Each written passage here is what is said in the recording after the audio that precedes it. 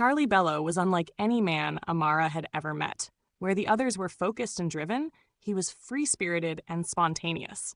He texted her from random locations. Just got access to the VIP lounge, thinking of you, or saw the sunset from the runway and wished you were here.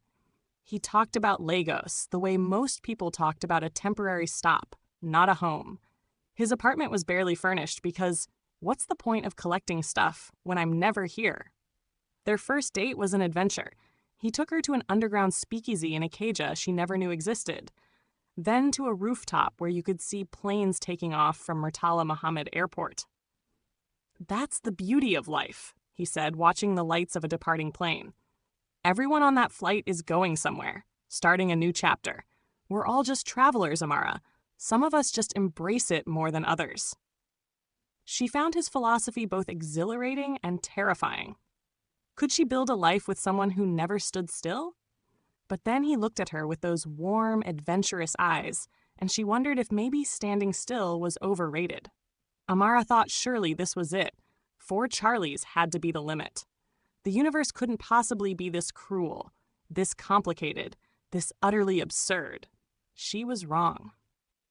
At her mother's birthday party in their family home in Sur-Île, her mother introduced her to the son of her old friend from church.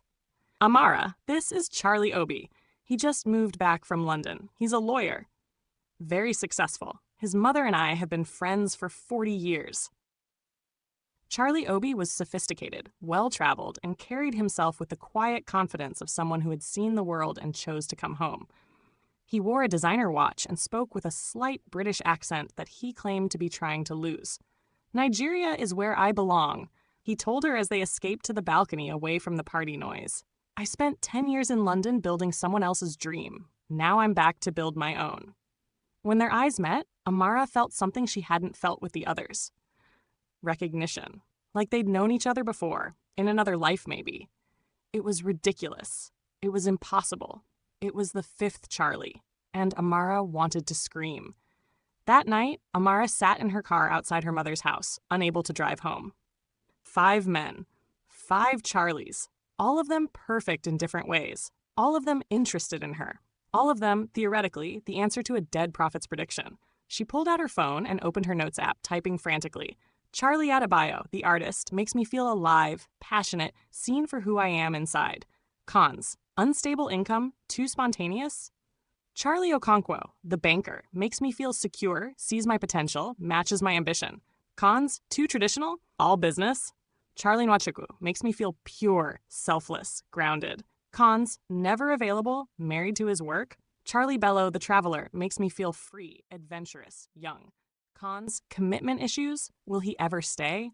Charlie Obi, the lawyer, makes me feel understood, like coming home. Cons: too perfect? Just met him?" She stared at the list until the words blurred. How was she supposed to choose? And more importantly, how was she supposed to date 5 men without them finding out about each other? The next 3 weeks were a masterclass in time management and deception. Amara color-coded her calendar. Blue for Charlie Adebayo, green for Charlie Okonkwo, red for Charlie Nwachukwu, yellow for Charlie Bello, and purple for Charlie Obi. She made sure no 2 dates were on the same day. No 2 Charlies ever crossed paths. She became an expert at vague social media posts, at telling partial truths, at keeping her worlds separate. Monday evenings were for the artist, gallery openings and studio visits. Tuesday lunches were for the banker, business discussions that felt like foreplay. Wednesday nights were flexible for the doctor whenever he could escape the hospital. Thursday afternoons belonged to the traveler, quick adventures before his evening shifts. Friday dinners were for the lawyer, sophisticated conversations over wine. Weekends were a rotating schedule. Shioma watched this circus with growing concern. "This is going to blow up in your face," she warned. "Spectacular fashion, and I'll be there with popcorn when it does." Amara knew her friend was right, but she was in too deep now. The answer had to reveal itself eventually. It had to. For 3 months, I lived 5 different lives. I was the artist's muse on Mondays, the banker's business partner on Tuesdays, the doctor's piece on Wednesdays, the traveler's adventure on Thursdays, and the lawyer's intellectual equal on Fridays. I thought I could maintain it forever. But then came that Saturday at Landmark Beach. I was with Charlie Bello when I saw Charlie Okonkwo approaching from the restaurant. I had 3 seconds to decide, so I did the unthinkable. I pushed Charlie into the ocean.